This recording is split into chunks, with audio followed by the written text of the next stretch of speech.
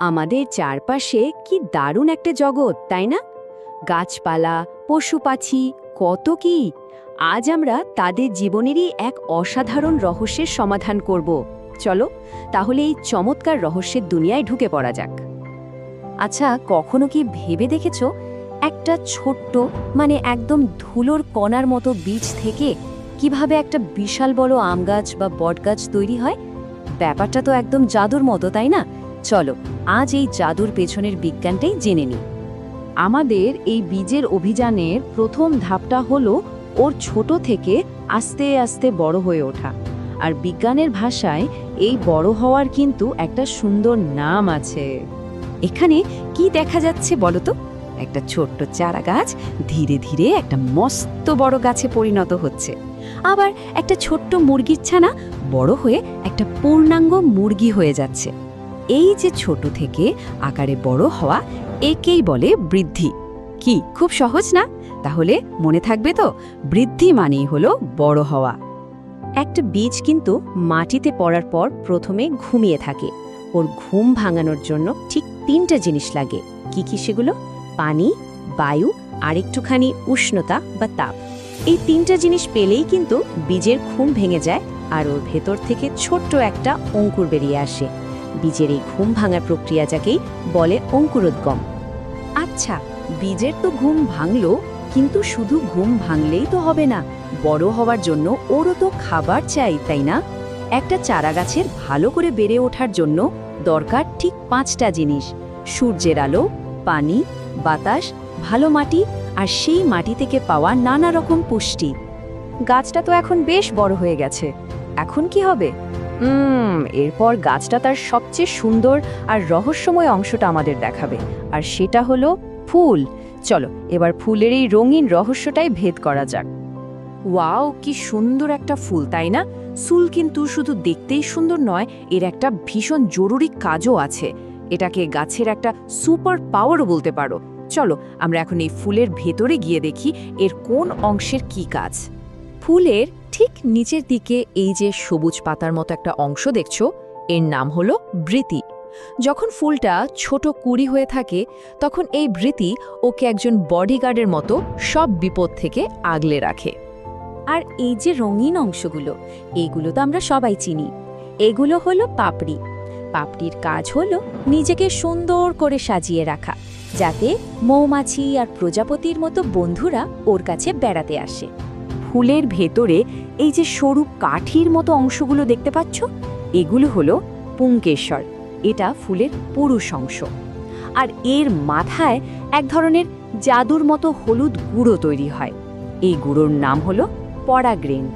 আর ফুলের একদম মাঝখানে যে লম্বা অংশটা থাকে, সেটা হলো স্ত্রীকেশর। এটা হলো ফুলের স্ত্রী অংশ। একে আমরা বলতে পারি বীজ তৈরির ঘর, কারণ এখানেই কিন্তু নতুন বীজ তৈরি হওয়ার আসল কাজটা হয়। ফুলের তো সবগুলো অংশ আমরা চিনে ফেললাম।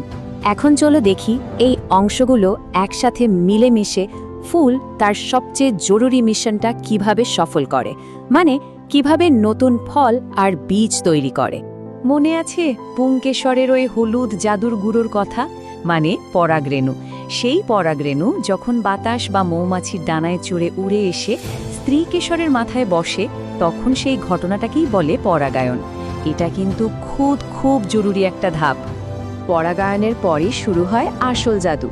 পরাগরেণু স্ত্রীকেশরের ভেতরে গিয়ে ডিম্বকের সাথে মিলে যায়, একে বলে নিষেক। আর নিষেক হওয়ার পরেই ফুলের নিচের গোল অংশটা গর্ভাশয় আস্তে আস্তে বড় হতে হতে একটা ফলে পরিণত হয়। আর তার ভেতরে ডিম্বকগুলো হয়ে যায় নতুন নতুন বীজ। দারুণ না ব্যাপারটা? আচ্ছা, বীজের এই অভিযান কিন্তু একটা ফল আর কিছু নতুন বীজ তৈরি করেই থেমে যায় না, বরং এটা একটা গোল চক্রের মতো চলতেই থাকে। এই ছবিটা দেখলেই পুরো ব্যাপারটা পরিষ্কার বোঝা যাবে। দেখো, বীজ থেকে চারাগাছ হচ্ছে, সেই চারাগাছ বড় হয়ে একটা পূর্ণাঙ্গ গাছ হচ্ছে। তারপর সেই গাছে কি সুন্দর ফুল ফুটছে, ফুল থেকে ফল হচ্ছে, আর ফলের ভেতরের বীজ থেকে আবার নতুন চারাগাছ জন্মাচ্ছে। এই যে গোল একটা চক্র, এটাকেই বলে জীবনচক্র। এই জীবনচক্রটা সহজে মনে রাখার জন্য একটা মজার ছড়া আছে কিন্তু। চলো তো সবাই একসাথে বলি। বীজ থেকে চারা হয়, চারা থেকে গাছ, গাছে ফুল আর ফলে বীজ, চক্র চলে আজীবন পাশাপাশ। আরও একটা মজার ব্যাপার কি জানো? এই জীবনচক্র কিন্তু শুধু গাছপালারই নয়, সব প্রাণীরও আছে। যেমন ধরো, মুরগির ডিম ফুটে ছানা বেরোয়, ছানাটা বড় হয়ে মুরগি হয়, আর সেই মুরগি আবার ডিম দেয়। ঠিক একইভাবে গরুর বাছুর বড় হয়ে গরু হয়, আর সে আবার নতুন বাছুরের জন্ম দেয়। জীবনচক্র তো আমরা বুঝলাম, কিন্তু এখন সবচেয়ে বড় প্রশ্নটা হলো, গাছ বা প্রাণীরা এত কষ্ট করে এই কাজগুলো করে কেন?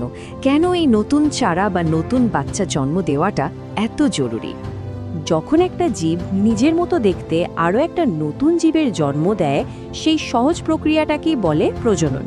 গাছ যখন নতুন বীজ তৈরি করে, সেটাও প্রজনন, আবার মুরগি যখন ডিম পাড়ে, সেটাও কিন্তু প্রজনন। তাহলে আসল কথাটা হলো, প্রজনন ভীষণ ভীষণ জরুরি। কারণটা কি? কারণ প্রজনন না হলে কোনো জীবের বংশই তো আর টিকে থাকতো না। একটা সময় পর হয়তো পৃথিবী থেকে সব গাছপালা পশু পাখি হারিয়েই যেত। এই প্রজননের জন্যই পৃথিবীতে জীবন টিকে আছে। আজ তো আমরা অনেক কিছু জানলাম। এখন তোমাদের জন্য একটা মজার কাজ আছে। তোমাদের বাড়ি, বারান্দা বা আশেপাশে খুব ভালো করে খুঁজে দেখবে। দেখবে কত জীবের জীবনচক্র চোখে পড়ছে।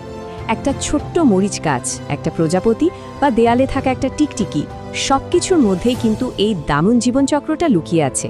কি খুঁজে বের করা যাবে না? নিশ্চয়ই যাবে।